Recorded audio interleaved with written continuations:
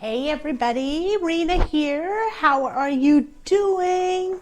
I'm so excited about this video because I'm going to talk about the 4 stages of learning. And when I learned these, it really helped me kind of figure out where I was in the learning process and what I could do to make it better. So let's get started. The first stage in learning is called unconscious incompetence. So there's a lot of big words. So unconscious, you don't know. Incompetence, that you can't do it. So you don't know that you can't do it.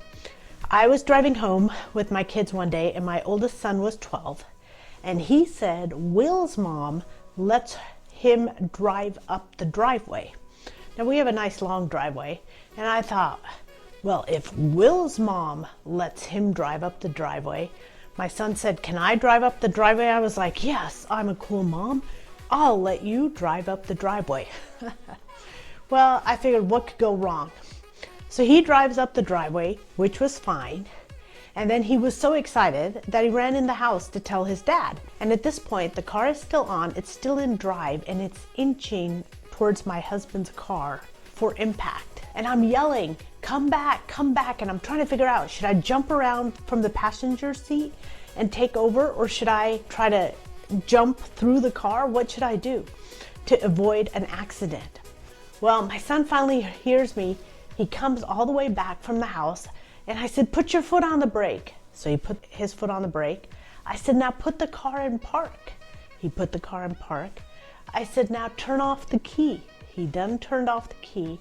And I said, turn off the lights. And then he then turned off the lights. And he said, wow, those are a lot of steps. But that's unconscious incompetence, right? You didn't know what you didn't know. And you didn't know that when you have an automatic car and you drive it up the driveway, you can't just run out of the car, okay? Like you do when you're a kid. You have to put it in park, make it stop, turn off the lights, and turn off the engine. So that's the first stage of learning. You don't know what you don't know. So the second stage of learning is conscious incompetence. So conscious incompetence. What is that? Now, at least you know you don't know. So my son at least now knew that there were a lot of things to driving that he did not understand. So even at 12, he couldn't actually figure all of them out. For example, I often use this mic set. Well, when I first started using it, it was always tedious, right? And I was like, okay, how do I do it? How do I plug it in? How do I get the mics to couple? So at that point, every time I use the mic set, I have to think about it and I have to think, how do I do it? How do I make it work? So I know that I don't know how it works. I have to look at the little paper again. I had to watch the video again. That's called conscious incompetence. I knew that I knew how to work the mics, but I didn't remember exactly how to do it. So I had to do something to make the mics work again. Now the third way to learn is called conscious competence. And that is when you think about it hard enough, you actually know how to do it. All right. So as long as you're focused and really trying hard, you'll know exactly how to do what you want to do. So for example, when I first started using a stick shift and driving a car that had 4 different gears, I knew to start the car, it had to be in gear number 1. And I knew I had to slowly release the clutch to get the car going. So that was called conscious competence. I had to think, and if I thought hard enough, I knew how the system worked and I could do it. Our fourth and final way of learning is called unconscious competence. You're unconscious, which means you don't really have to think about it, right? You're not really present, and you're competent, so you know how to do it.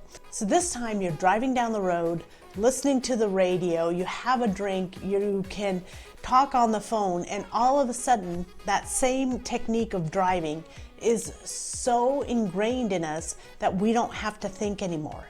And so when we want mastery, we need to get to that level of unconscious competence where we're not thinking about it. We need to do things over and over and over again.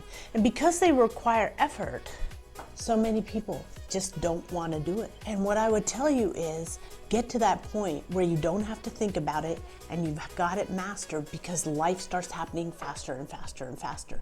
And it's so much easier to get the exact result we want with very little effort when we get to the stage of unconscious competence.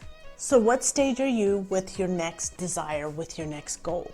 For example, when it comes to traveling, I'm also unconscious competence. I've done it so much that wherever I go, I know about the passports, I know about the airports, I know about the gates, and it doesn't matter what country I'm in, I know exactly what I need to look for and where I need to be and what things I need to plan up ahead and what things I can leave to chance.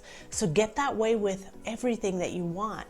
And people wonder, well, why do you travel so much, or why do you drive everywhere? Well, because I'm unconscious competence, right? I can do it with my eyes closed. I can do it without thinking about it.